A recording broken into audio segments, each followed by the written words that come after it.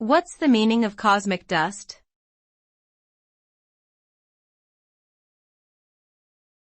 Cosmic dust.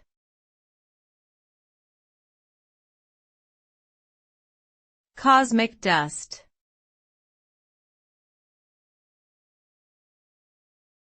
Cosmic dust.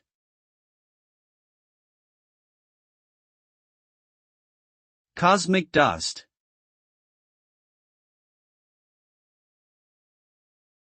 Cosmic dust refers to tiny particles of matter that exist in the space between stars and planets.